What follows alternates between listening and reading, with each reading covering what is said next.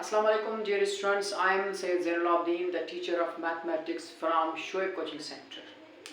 Today in this lecture we will discuss the mathematics portion of today's paper of SPSC science category. आज date 5/5/2024 में morning shift में जो paper हुआ है science category का, उसमें जो मैथमेटिक्स के 10 सवाल दिए हुए हैं उनको आज हम थोड़ा डिस्कस करेंगे. So let's see the question number 1 which is based on the properties of the set में प्रॉपर्टीज होती हैं, रियल नंबर्स में प्रॉपर्टीज होती हैं, उस हिसाब से ये प्रॉपर्टी का एक सवाल आया हुआ है. If A, B and C और any 3 सेट्स, ये कोई भी 3 सेट है, देन A क्रॉस या multiply by B union C. ये देखें, ये अगर एक ऑपरेशन मल्टीप्लिकेशन का है, दूसरा यूनियन का है, तो जब दो ऑपरेशन आ जाते हैं ये डिस्ट्रीब्यूटिव प्रॉपर्टी इनमें से बनती है. जबकि एसोसिएटिव में सिंगल ऑपरेशन होता है, एक कम्यूटेटिव में भी एक ऑपरेशन होता है, तो यहाँ से पता चल रहा है कि ये डिस्ट्रीब्यूटिव होगी. अब डिस्ट्रीब्यूटिव हम कैसे बनाते हैं कि अगर ये मैंने इसका एक पार्ट दिया हुआ है, अब दूसरा पार्ट क्या होगा, तो देखें A क्रॉस B फिर यूनियन, फिर A क्रॉस होगा C के साथ, A क्रॉस C. तो राइट ऑप्शन इज 1.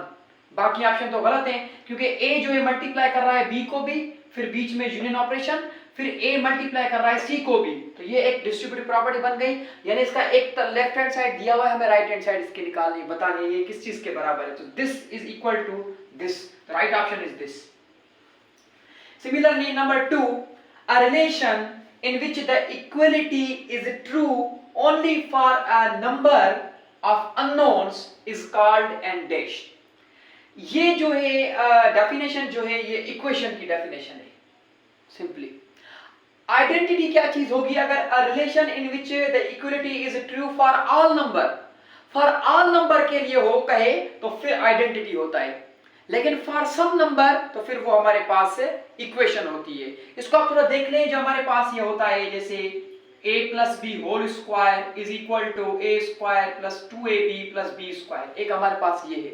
ठीक है, दूसरा हमारे पास है x plus 4 is equal to 9. तो ये हमारे पास इक्वेशन है और ये हमारे पास आइडेंटिटी है. तो इक्वेशन जो है फॉर, यहाँ लिखा हुआ है ना, ओनली फॉर अ नंबर, यानी यहाँ पर हम क्या पुट करें, सपोज यहाँ पर हम 5 रखेंगे तो ही हमें 9 मिलेगा, उनके अलावा और कुछ भी नहीं. तो यानी सिर्फ 5 पर फॉर अ नंबर, तो ये इक्वेशन है. लेकिन इसमें जो है A और B की आपकी जो मर्जी A B की वैल्यू लें, इधर भी रखें, दोनों लेफ्ट राइट बराबर होंगी. तो आइडेंटिटी जो है वो फॉर ऑल नंबर होती है. अब A और B के जो भी नंबर उठाएं, इधर भी रखें, दोनों साइडें बराबर होंगी, तो यानी ये आइडेंटिटी है. लेकिन इक्वेशन के लिए ऐसा नहीं है कि आप x की जो भी वैल्यू उठाएं, ऐसा नहीं कर सकते. x की वैल्यू सिर्फ 5 के लिए ये ट्रू है, तो इक्वेशन में ये होता है. तो इसलिए इसको थोड़ा देखें, ओनली फॉर अ नंबर. ठीक है, तो राइट ऑप्शन इज इक्वेशन.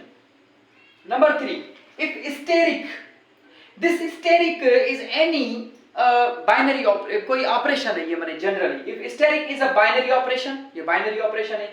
ठीक है, माने दो नंबरों पे जब कोई ऑपरेशन अप्लाई होता है उसको हम बाइनरी कहते हैं. if steric is a binary operation in A, then तो A is closed under steric. this option is correct. शुरू वाले सही है, बाकी तो सारे गलत हैं. यानी A is not closed under steric, ये तो गलत है.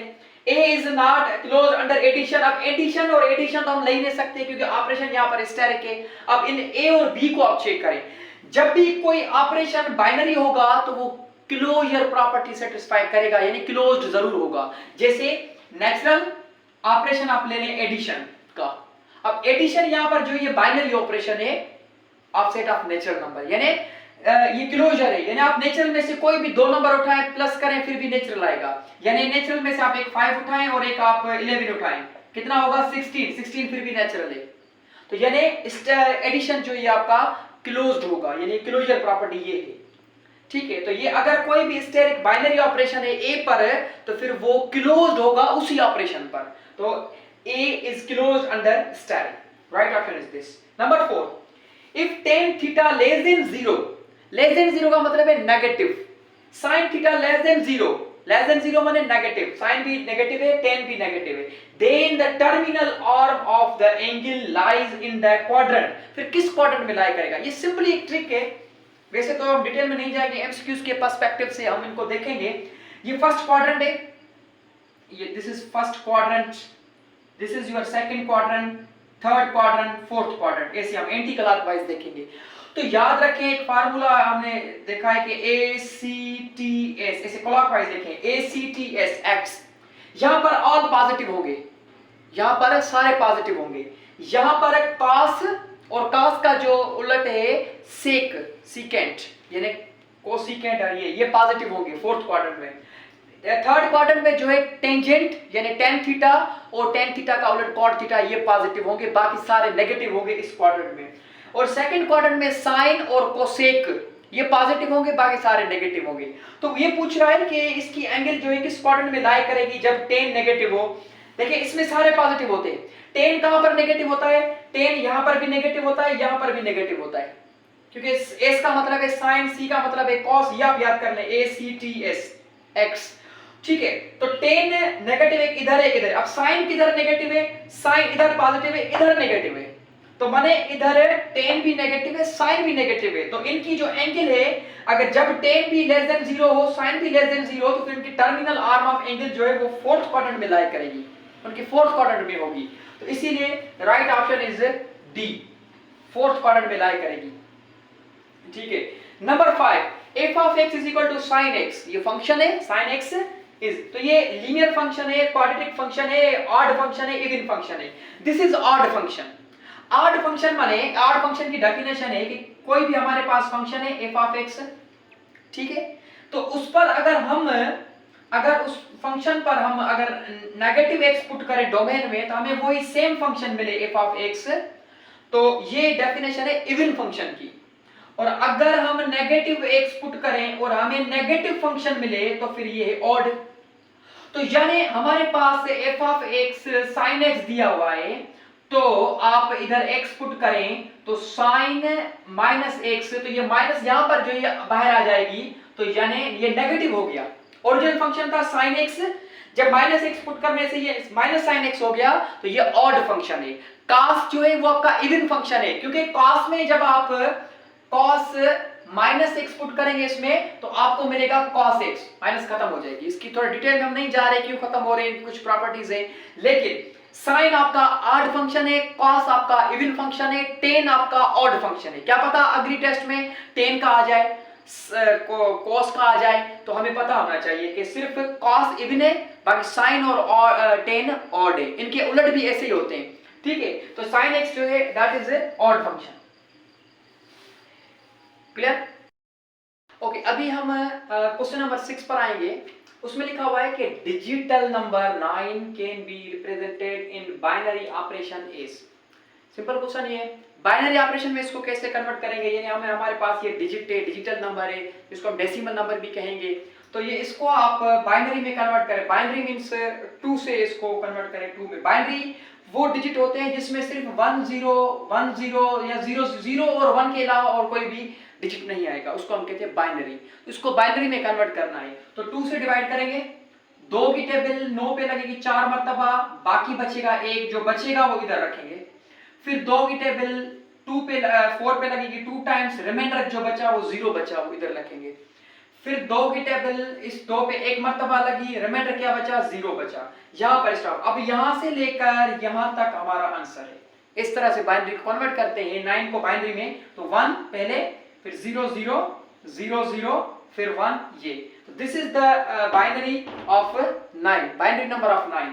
तो this option you can see in option number B, right option is B. फिर हम इसी बाइनरी को फिर वापस हम 9 में भी कन्वर्ट कर सकते हैं।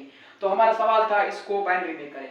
अब आ जाए np1 इज इक्वल टू, इसमें जो ऑप्शंस हैं 18 12 6 0, इनमें से कोई भी ऑप्शन नहीं है, तो इनसे मिस्टेक हो गई है पेपर बनाने वालों से।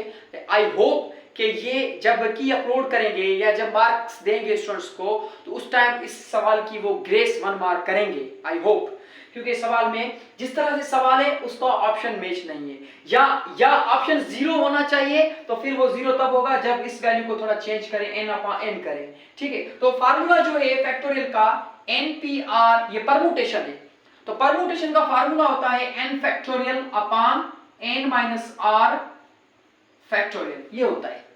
अब जो वैल्यू यहां पर होगी ये n है, तो n की जगह पर n कोई नंबर होता तो हम नंबर रखते, फिर n माइनस r की वैल्यू क्या है 1 है, तो 1 रखें, और इस फैक्टोरियल ये, अब ये n माइनस 1 है तो फैक्टोरियल कैसे ओपन होता है, n minus 1 factorial upon n minus 1 factorial, so n minus 1 factorial minus 1 factorial cancel, बाकी हमारे पास बचा n, तो जवाब n है, तो n का ऑप्शन ही नहीं है। यानी अगर नेक्स्ट शब्द में अगर मैं कहूं यहां पर हो 10, यहां पर हो 1, sorry not combination but permutation, तो यहां पर जब भी 1 होगा तो ये सेम ऊपर वाला आंसर आएगा डायरेक्टली 10, ठीक है। तो यहां पर n है तो n का ऑप्शन ही नहीं है। हाँ, ये 0 तब होगा जब आई थिंक अगर यहां पर है आप n कर दें तो फिर 0 होगा, यानी या तो इस क्वेश्चन को करेक्ट करें या तो फिर ऑप्शन को करेक्ट करें, तो इनसे बाय टाइपिंग में भी मिस्टेक हो गई हो, ठीक है।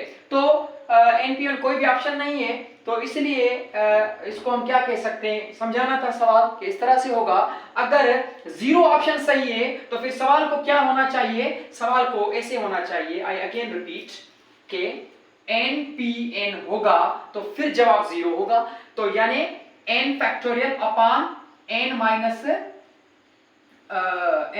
n factorial, clear, n minus n factorial, so ये n माइनस n फैक्टोरियल ये किस चीज के बराबर होता है, 0 फैक्टोरियल के, and we know that 0 factorial is again, but in this way we can find out the value, but NP1 का कोई भी ऑप्शन यहाँ पर मैच नहीं कर रहा, सो इसलिए हम इसको टिक नहीं कर सकते। Number 8, if y is express in terms of a variable x, यानी अगर y को इन टर्म्स ऑफ x में रिप्रेजेंट किया जाए या x को इन टर्म्स ऑफ y, ठीक है, तो ये इंप्लिसिट होता है या एक्सप्लिसिट होता है, यानी ये notation y is equal to f of x लिखें, यानी y को और x को हम अलग करें अलग अलग टर्म्स में, तो उसको हम कहते हैं एक्सप्लिसिट फंक्शन।